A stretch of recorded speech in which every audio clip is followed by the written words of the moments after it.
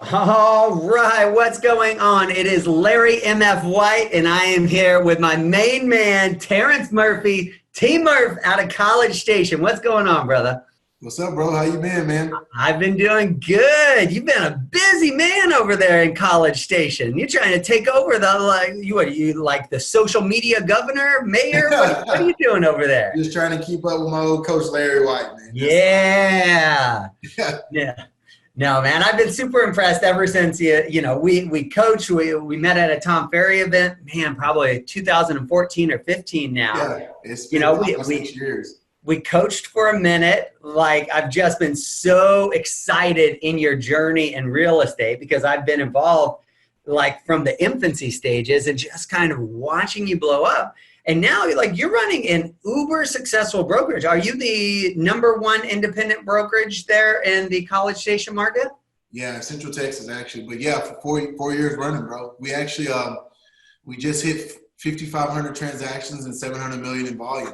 So yeah, Dang, that's big, brother. we're tracking to a billion. So hopefully this next year by the end of 2020 we'll be at a billion in total volume. I mean, less than 8 years in a small Man, time. congratulations. And how many agents do you have like within TM5 properties over there?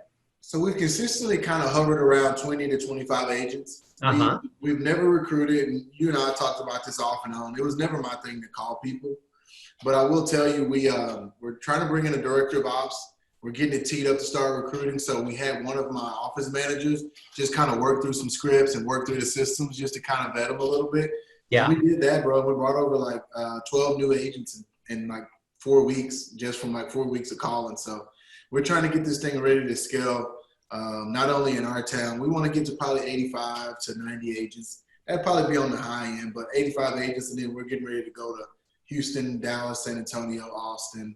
And then the crazy Man. thing is I hadn't even went to my hometown, which is Tyler, so I want to go home with my mom. Yeah, yeah. So we'll get back and we'll talk about real estate here, but let's go back to Tyler, Texas, right? This little like what a lot of people would consider a podunk town, right? Like not a big population, not a lot, comes out of Tyler, Texas there. And that's up on the east side of Texas, a small town in East Texas there. And so tell me, like, did you grow up with this silver spoon in your mouth? Everything was easy. The path was laid out for T Murph from the beginning, or what? You would think that with the way how people think I just fell into it. I had somebody come up to me the other day and say, the only reason why TM5 is successful because you're Terrence Murphy. And I'm like, wow. you know, they just take everything you work for and all the trials and tribulations you overcome and they just put it into one sentence like it's that easy. Yeah, But well, no, they man. look at it kind of like that iceberg, right? Like they see this tip, they Yeah. see where you're at now. They don't see everything else that went into it. So tell me a little bit about your upbringing there in Tyler, Texas. Yeah, just single mom.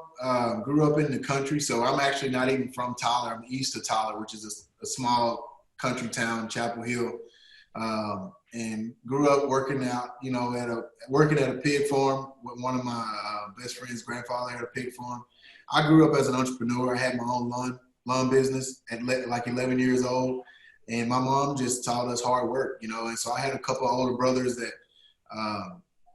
Made some bad decisions, a couple of them made it out of jail, and she cracked down on me. She's like, you're the baby, and I'm just going to not allow you to go down the same path as your brothers. And really, really instilled in me hard work and then just focusing on my faith and then my education. So a lot of times people think sports was my only way out, and it wasn't. Actually, my first couple college offers were full academic offers. Before Okay, and so for those of you that for those that are kind of watching this, right? So what took you? So football was a big thing for you, kind of growing up, but not at wide receiver. A lot of people know you from College Station and stuff as this all-star receiver, but that's not even where you started there in Tyler, right?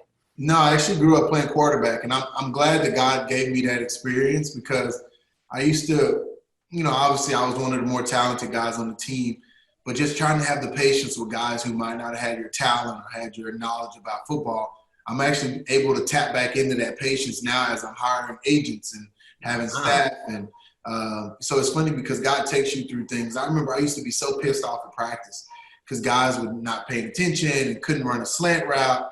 I would throw the ball as a slant. He'd be running it out. And it's just like, oh, my gosh. So my junior year, I really struggled with that, not being patient. But I realized if this guy doesn't make the block and I get on his ass every time, right, then he's just going to shut down. Sure. I tried the reverse effect that when he didn't get the block, I would encourage him, and I would see actually him give more effort to at least try to make it the next time. And so that taught me a lot about life. So that's really interesting. And as I coach and train some really high-level executives, right, you will be successful no matter what you do. That's how you're wired. It's how you're bred. But to become a leader, right, it's not about everybody adapting to your skills and attributes. To be a great leader, right, to inspire change, you have to actually change and mold and adapt to all of these different people, which is the really difficult thing to do because you have to step outside of your comfort zone and learn how to communicate with somebody that doesn't communicate the same way as you, or that doesn't have the same faith as you, or that, like, you know, all of these differences, that the same work ethic as you. But to be that greatness, you have to be the one to mold and adapt, which is a really interesting concept as people grow. Yeah, it is. I mean, and you know, what I've learned is being a leader is not what you do anymore. It's what you do through others. And so really trying to leverage them, but also encourage them. And the biggest thing that I feel like the gifting that I have is I try to push people to understand their value and really try to get them to see, here's what's inside of you. Even though you may not be a $30 million agent right now, you're a $1 million agent, you can be a $30 million agent. Here's the steps to get there. So just empowering them, you know, with truth and reality. Versus hoorah, yeah, you can be great, but there's no substance to that. So I try to add substance in between 1 million to 10 million, right? Yeah. So you had a great football career there in Chapel Hill High School, is that right? Yeah, Chapel Hill. Chapel Hill. And, you know, you were MVP of your district, right? You had this all-star career there. And then you had some opportunities for college, and you chose College Station, Texas A&M, right? Yeah, I had about 16, 20 offers. I don't really remember. If you throw in my academic offers, I think I was over 20. Yeah. And all really nice, I mean, all of them are, you know, top-tier universities. But I chose Texas A&M because it was close to East Texas. At that time, A&M, you know, has a real strong presence in the state of Texas and just was doing good stuff. I came here as a two-star recruit. No one knew my name. I mean, a lot of times people were even pissed off that they signed me. They were like, who is this guy? Wow. And so I kind of took that on the chin when I signed with A&M. And actually, against my mom, my coaches, anybody who was advising me told me don't come to Texas A&M and don't switch to receiver, but I did it anyway. Wow. And so how'd that work out? How'd that work out for you? It worked out great, bro. So I graduated on Saturday. I had my car packed by Monday, and I drove down to College Station, slept on the guy's couch, started working out with the team. And from that point, I just grinded, bro. I grinded. And we actually signed 6 other receivers in that same class, and all those guys were like 4- and 5-star receivers.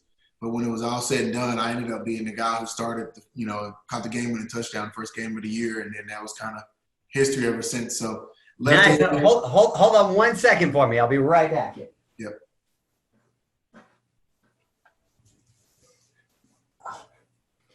All right. Sorry about that. Wow. The Texas jersey for real?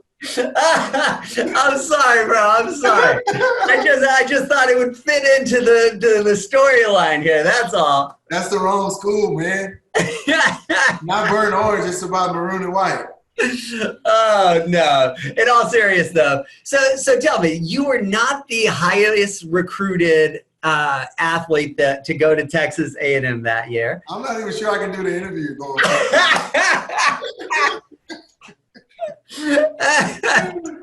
No. So I came here not highly rated, bro. And speaking of, I actually shitted on those guys a lot. We didn't beat them, but I killed their DBs throughout the years. So my wife went to UT, and she would always say they hated number 5, which I was number 5 at A&M. Right. He was in the student section. They would just be like, somebody stop Look, I was just putting on the jersey of where you should have went. No, I'm just joking. I didn't even go there, man. I went to ASU. That's all. But yeah, it was a great time. I ended up leaving A&M with, 3-time academic all conference, 2-time first team all conference, some, All-American honorable mention. And then I had some records that I set and got drafted and went to the league, bro. Yeah, you went. You got drafted in the second round into the NFL, and then actually this was one of my coolest like gifts from any one of my clients here. Totally unexpected. A little memento of when you actually played there in Green Bay, and so man, you were sitting here, thought your life was kind of all planned out, and then very early in your first season, what happened? Yeah, man, I was, Aaron Rodgers was our first pick in the draft that year, which he's obviously still playing and still spinning the ball, going to be Hall of Famer. I was the second pick. We were actually roommates. I was playing with Brett Favre, having a really good career. I was doing really well. I had already got into like the top 3 in the NFC and kickoff returns. I was behind Steve Smith, which he's going to be Hall of Famer. Yeah.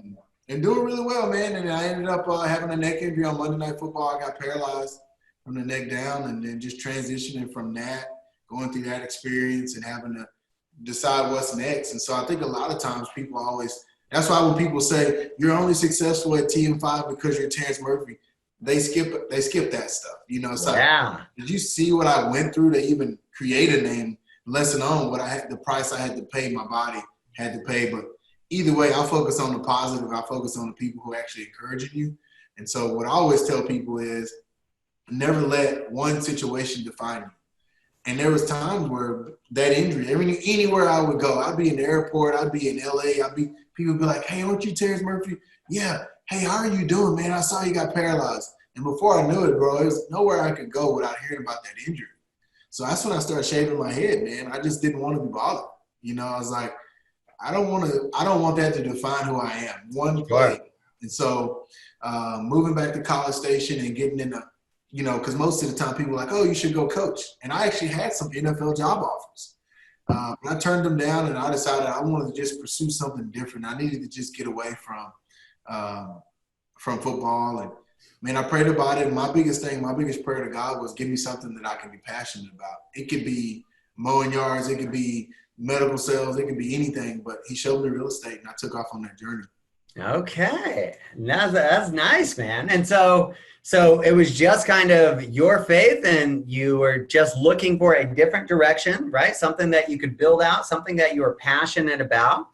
And so I think we came together about your second year in real estate, and you had kind of like this hockey stick type approach with your personal business. Yeah. How did you get started? Like, how did you go from 0 to 60 in real estate? Because we have 80% of realtors that don't make it 2 years in the business. And then you have proteges or phenomenons like yourself that are just like, no, I'm doing this, and bam, like you decide to do it. So how did you get started? Yeah, so I started off as an investor, and then, really buying and developing and rezoning. And after doing that for a couple of years, I was doing some student housing stuff and built a pretty considerable portfolio, about 250 beds that my wife and I owned at the time, and did it in a short time period. People would always call me and say, can you help me? Can you help me do that? And I said, well, I don't have a license. So I got my license in 2010, went to KW for a year and a half. And I felt like there was more in me than what I was getting out of it. And I was like, all right. And, like you said, that first year and a half, people are just trying to stay alive in the real estate industry. Yeah. And then you got people like me, I'm just fearless. I was like, forget it, bro. I'm just going to go start my own brokerage. So I found a loophole, which now you got to be a broker for 4 years in the state of Texas. I found a loophole in 16 months in to start my company. And like you said, I was growing my business. I went from 1 million in volume my first year at KW to where the next year in like 16 months, I did $21 million. Mm-hmm. And so I was like, okay, I think I'm on to something. So then I started hiring 1 or 2 friends here and there, started growing the brokerage, started try my coaching systems on them. And we kind of grew it to a certain point. And that's kind of where we're at today, where now we're at a point where we're going to really get ready to scale this thing. Yeah. So now you've spent some time, developed the systems, right? And it's all duplicatable as long as people follow the plan that you guys have in place, right? Like a lot of people try and recreate the wheel or want to do it better. Like, man, like success leaves clues, right? There's patterns of success. And you just have to follow those over and over and over again. So, yeah, got to, bro. And I think the biggest thing, like I told, one of the reasons I said this right up front, I told my wife I wanted to do production for about 10 years. And I hadn't hit 10 years yet, but I'll hit 10 years soon.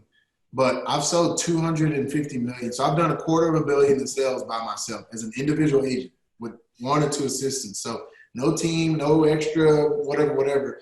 So it's like, okay, so when one day I'm coaching people or helping them expand their business and they're like, well, what do you know?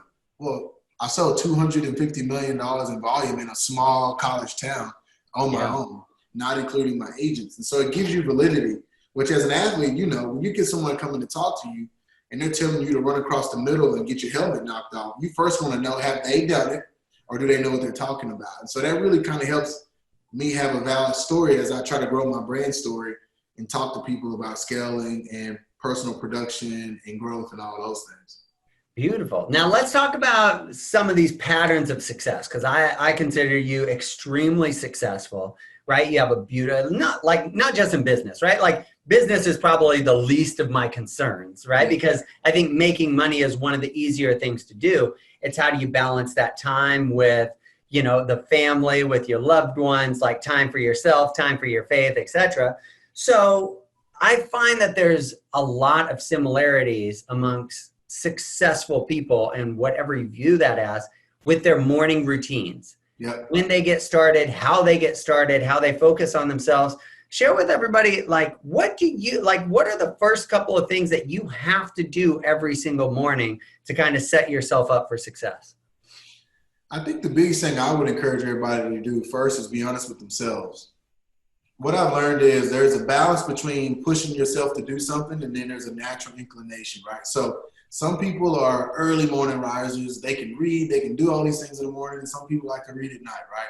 So first off, I always tell people, figure out what you are first. And so like 2016, 17, 18, and 19, I've done a million different personality tests. I really tried to understand how am I made, what am I created to be, and how am I wired, right? So that's really the discovery part first.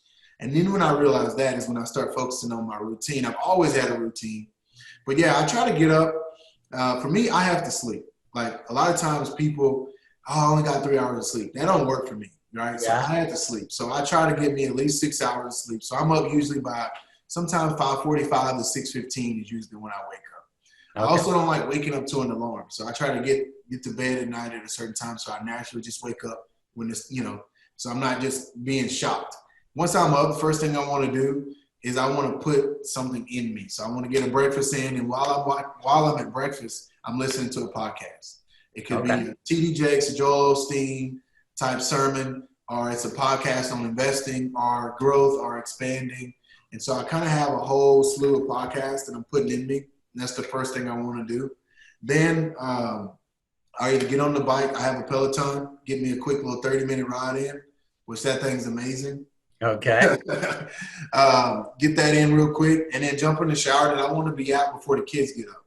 Because one thing I've learned is if they wake you up, they dictate the schedule from that point on. Yeah. Your whole plan goes out the window at that point. It's done. And so I want to be up before they get up so I can kind of set the tone of what's going on in the household. And then I get them to school. So we have breakfast time and then we spend time with them in the morning. Then I take them to school every morning because that's my time to talk to them. You get the best conversation on the drive to and from school. Okay. You know what's going on. Yeah, and then from that point, I'm at the office by 8:30. Probably 8 o'clock is when I get into the office or I hit the construction site. But I want to be there by 7:45, 8 o'clock. Okay. Do you do anything with planning out your day, or like what would you say are the most, like if there's things that have to be on your calendar, the most dollar productive things that you, Terrence Murphy, could be doing, what would those be in your schedule? It's evolved over the years. You know, it used to be get in the office and try to drum up business and do lead generation activities, right? So I would say income producing versus non-income producing activities. I'm Mm-hmm. not so much more on that anymore. One of the biggest things that I've shifted over the last probably 12 to 14 months is I realized the most profitable things that have happened in my life have been from me doing discovery. So I'm on the internet, I'm researching, I'm reading blogs, and I'm looking. That's how I found you and Tom, and that's how, so everything that I've done, and like some of my best real estate deals, some of the best things that I've done in my personal business is from that research time. So I like to get in at least 30 minutes to 45 minutes of time to research. Okay, so personal growth, right, is what we're talking about here. Is this growth type mindset that what got you here is not going to get you there, and that constant need to grow and develop more at that same time. Yeah, and really just innovation too. Like, okay, what's happening in the real estate market? How do I get out in front of it? What new network can I become a part of? So really just researching. And then I'm able to get with my staff and tell them my new ideas. Because if I'm not innovating and coming up with new ideas, that's when I don't have any energy. Okay, so before we get into kind of that innovation, because I do want to talk about that, like, why are you doing all of this? You have this huge rental portfolio. You've sold 250 plus million in production yourself. What is your why? Like what keeps you going? Because you could sit there and literally you could be in the classroom with your kids, right? You could be a stay-at-home dad. Like there's nobody that's forcing you to do anything because you've used your resources and you've set yourself up like very nicely to where you're not forced to be on anybody else's schedule. But what keeps you driving to want to grow and do this? What's behind it that there? So it's a couple things. One, legacy. So my kids, I want them to see me and see my work ethic, because they didn't get to watch my upbringing, and they're obviously coming up with a whole different upbringing. And so trying to let them see that played out on a day-to-day basis is important to me. Also, too, is changing the lives of others. With my agents, my subcontractors, my clients, I want to make sure that I am truly sharp and I'm the best that I can be on a week-to-week basis so that when I do interact with them, they're getting 110 from me. Because you know me, I'm 110 or I'm zero. There's no in between.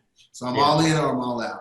And so I want to make sure that's why I'm getting up. And then I would say the last piece would be the faith that's in me. So God has given me a vision to make an impact on the world, and just trying to get in a place where financially, like you said, yes, could I pull back now? But I know there's more things I need to do so that I can make a bigger impact in the future. Gotcha. So everything is just kind of investing for your future, like focusing on the plan that you've set up already, and knowing what that plan is, right? Like we're not going to talk about building business plans, but that's one thing I notice as I coach and train agents of all different calibers. Like some, like they want to do a lot of real estate. Well, what's a lot of real estate, right? Like for some, like 250 like plus million isn't even, like they can't even fathom what that number looks like. 10 might be a lot to them, right? And so it's creating that plan, like figuring out who they are, creating their routine, creating their plan, and then creating action items to be able to get there. And you just have your plan for this year, for 3 years out, for 5 years out, and you know what you're working for at the end of the day. Yeah. That's beautiful. I've always told people, and I told you this 5 years ago, when I turned 40 and I'm still 3-4 years out, I'm going to semi-retire. So that means I want to get to where when I'm 40, I want to work 3 days a week. So I'm going to hit Mondays and Tuesdays hard, and I'm going to take off on Wednesdays and Thursdays, and I'll work Fridays. Yeah. And that's really the goal. And in that time that I'm not working, I want to be working, spending time with my kids. I want to be spending time in the community doing things that are making a global and eternal impact. And so, because at some point you can achieve all these things, but none of this goes with us. And it's the lives that you have and the relationships that you impact that are going to matter. And so that's really what the thought process is. But I do enjoy achievement. Like one of the things I have to have is I got to be chasing a goal. That's where a lot of times when we would coach, I would be starting these new businesses, right? Because it's like I have to be doing something that's pushing me to learn and study and get me outside my comfort zone. Yeah, dude, it's beautiful. I love, the fact that you're looking to influence and change other people's lives, because at the end of the day, like we're all connected, Yeah. right? Like if somebody down the street is like that, generally is going to affect you in your community or your country or even outside. Like this is our world, right? Like if somebody's suffering on the other side of this wall, like it's gonna all, like we're all connected. If somebody is cutting off shark fins in East Asia seas or something like that, it's affecting our ecosystem over here. And people just get so short-sighted and singularity of focus and selfish, right? Like there's so much ego.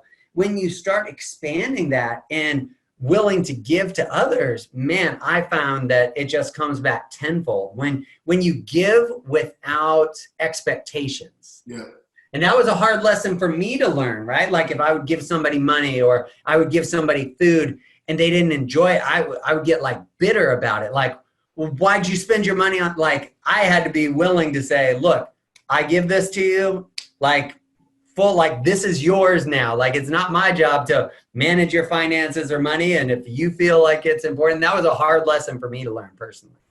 Yeah, it takes time. And I think the biggest thing too is with everything going on in the world, we lose sight of what we were taught as kids growing up. Like do as to others as you want done to you. So it's like we get so caught up in these things. And I just learned to just focus on building genuine relationships. Like, because, you know, whether it was the NFL or Texas A&M or now our real estate brokerage, you get so many people approaching you for the wrong reasons. And I'm just not that kind of guy. Like I could care less about all that. You know, people like, oh man, you play with Brett Favre. I'm like, I love Brett, but you know, like that doesn't really, you know, it is what it is. So, but yeah, I mean, I think as the real estate industry changes, it's just what's going to keep us on top of the technology. Because, you know, they said this 10 years ago, technology was going to replace us as agents, right? Yeah. I don't think it ever will. So with that being said, what kind of things in that technology space do you think that agents should be focusing on right now? I would say agents, to me, first, they got to get better at adapting. They adapt too slow. Mm-hmm. And if you look at them, they get all bent out of shape every time something changes. And there were some really good agents when I first got back to College Station. They're still here, but they're nowhere near the top because they kept holding on to, this is how we've always done it in this town. And it's like, you know, I get it. You don't want to be the person who's a shiny object syndrome. So every time something new happens, you're jumping on it. You got to let it happen. Yeah. It was the thing I said about the QR codes. Like I vetted that and I knew it wasn't going to stick. So I didn't do it, you know? Sure. You know, so it's just finding those right things. But man, with all the AI that's coming down the pipe and everything, man, I mean, just like we were just joking and talking earlier, we're in the middle of a conversation and Siri started asking me questions because she's obviously listening to our conversations, you know? So that freaks some people out, but it's just a part of the technology moving forward. Yeah, it took you 10 minutes to sign on because you had to take all the Band-Aids and locks off of your camera, man. Like, and I've been to your house. I knew exactly what you were doing and why I couldn't see you. I was like, oh, man. He has like 15 Band-Aids over his camera here. Some conspiracy theory. I'm a country guy, man. I'm from East Texas, man. So, and you know what? One day when I expand outside the state of Texas and go to San Diego or somewhere, I'm going to be me. I'm not going to show up and be anybody else. That's one of the things I always tell my agents. Here's a quote that I live by. Be who you are because everybody else is already taken. Like, everybody else is already taken. Be you. Absolutely. So focusing on change, the new things that are coming down the market. I can tell you like a couple of things, and I'm totally good with that. I actually like being on the front side of that curve, which is why I do some funky things like auctions, right? We're driving 300 plus people through our open houses and agents are like, how do you do that? And I'm like, well, you just got to follow this plan, right? Or I'm working a lot with iBuyers right now. You know, Open Door produced 150,000 leads last month alone across the country. 150,000. Wow. And there's nothing that's stopping an agent from doing the exact same marketing, advertising, being hyper local, even working with these iBuyers. So like that's one thing that I'm doing with my teams across the country is teaching them like, look, don't get cut out because these guys have much deeper pockets, much more advertising, but you can still compete. you can know what they're doing, and you can come and add massive amount of value to your clients to educate them and provide resources for them to know what all of their options are. Yeah, it makes sense. Yeah, it just goes back to, once again, it's kind of to throw me in the desert and I find my way to the water. You know, if you look at the people who have succeeded in this industry and done it for a long time, they're competitive. They make no excuses. They adapt. It's just like you said, there's a singularity in those characteristics. And one of the things I did is I studied all those people. Mm-hmm. It's like right now, if I want to go and I'm a young kid and I want to be a receiver in college football or in the NFL, then just look at the times. Okay, they run this much in 40 times. They do this, they do this.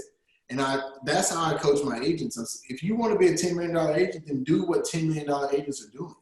Yeah. You don't want to be at 10 million but never come to the office or just buy Zillow leads. Like, you know, so it's just finding out. I always say success isn't that complicated. No. You just got to be willing to do the things that people are doing that are already successful. Yeah, and most people don't. Like, most people are interested, right? Like, so Tom and I talk about, you know, are you interested? Are you committed? Or are you obsessed? Yeah. Right? Most people are interested in doing $10 million and everything that entails. They don't want to make 30 calls a day. They don't want to go on that many appointments. They don't want to learn all of these things that it's going to take. There's some that are committed, right? That build out their plan and they follow the plan. And then there's those that are obsessed, like that have that growth mindset of, even when they've hit that, okay, it's what's next. How do I provide more value? How do I expand my brand? How do I help others underneath me? How do I, like the rising tide raises all ships, right? Like, how do I bring others up with me so that we're all accomplishing and providing a better service together? Yeah, that's the goal, man. And that's the only reason why I want to expand. At this point, we've done really well growing our brand in this town. But I look at where we're located in the state of Texas, and I look at Houston, the Woodlands, Cypress, and then Austin, San Antonio, Dallas. For me to not take my brand to those markets and compete is a no-brainer. So it's just trying to find the right people to partner with, and growing these expansion teams is the next strategy for us. Beautiful. Well, last question that I have for you for today. What do you see? So the market, we've talked about some change a little bit. The market's changing drastically, right? We haven't seen a dip or a downturn in the last 11 years now. Stock market's going crazy. What do you see in the next, call it 1 to 5 years, that are going to be the largest disruptions for our real estate market? One, I think, hell, if we have this Iran war, that could be a crazy disruption, you know, with everything that's going on with the political stuff. I mean, we do not need another war right now. But I would say construction costs. Okay. Construction costs is something, if you really track what's going on with lumber and the tariffs that we're getting hit on some of the steel, and that stuff's going to affect us, man. You know, if you look at, and especially our town in 2017 and 18, we're like top 5 city in America for new building permits per capita, obviously. Yeah. Per population. And so one of the things that I'm learning is, man, at some point, like it used to be, you could go to South College Station and get a nice starter home, mid-grade home for $200,000, $250,000. Now you can't even get into a $1,600 starter home for less than $300,000. You know, $285,000. Yeah. So at some point, you know, I think that's going to affect us. So construction costs and then the rental market. I think those two, there's a hedge that's going to happen. And it's just the people who really understand that economic will do really well. Okay. And you bring up some good points, like, you know, with Iran and stuff like that. With everything that's happened over the last couple of days, we saw a shift like that in our oil and gas, right? And here in Texas, I'm in Houston, oil and gas is a big deal. Yep. Right. And so we saw a shift literally in one day with the price per barrel of oil, of crude oil and stuff, just from that one instance. I agree with you. Like, the last thing that we need is that, but we forget, like, treat others how we want to be treated. And, you know, no matter what faith that you follow, it's about love. It's about forgiveness. It's about, you know, helping out our neighbors and stuff there. And we lose sight of that as we get older and we get lost in translation sometimes. Yeah, and I'm the first to say, you know, we need to protect our troops and protect our country and protect our way of life. But I just think right now, what have we gained from a lot of the wars over the last 17 years? We've been at war since 2001, Yeah. since 9/11. Yeah. 17, 8, I guess 19 years now. And I mean, I just look at the kids that I know, family members that are coming back with PTSD and all those things. It's tough, man. We just got to pray for this country. But that goes back to, why are we selling real estate? To gain wealth or to gain assets to then make a global impact. And so if you're at a place where, imagine if one day we could pool our resources together to help veterans that all have PTSD, right? The list goes on, and so many things you can do when you have the resources to pull together. So Yeah, that's actually like not funny, but so my goal is to be out by the age of 45. So I got 6 years left on the docket now. And like on my exit strategy, I'm looking for larger parcels right now that I can build, like call it 20 to 50 acres to build tiny home communities on, where we can do executive leadership retreats, different therapy sessions for PTSD, like, having it fully sustainable with, wells and solar power and stuff like that. But, having a place where people can heal from all kinds of different traumas is what Ariana and I are actually working on. Like that's our next step, right? Like, how do we set this up? How do we create these businesses so that we can go and, help others, serve others at the end of the day? So I love the mission that you're on, my friend. I really do. that's awesome, bro. Well, man, Any parting words or anything else that somebody has to know about T Murph over there that's contributed to your success before I let you go? Man, I would just say just hard work and faith is the guy. I've always made it simple, is grind it out and then have the faith that you can do it. Because I've just learned that if you don't have faith in yourself first, then who will? And then just really focusing on TM5, the brand, bro. Like, we're going to grow this thing. We're going to do some great stuff. And we're going to be scaling outside of College Station over the next couple of years. Beautiful. Well, man, I love you. I thank you. I appreciate your time here today. If you need anything from me, if I can help you in your expansion plans or anything, I am here for you. You let me know. And we will, maybe we'll do a follow-up interview in the next couple of years here to see where that growth has taken and how that has transpired here in the near future. Will do, bro. Love you, man. Thanks for everything, bro. Absolutely, brother. Talk to you soon. All right, see you soon, man. Tell your wife I said hi.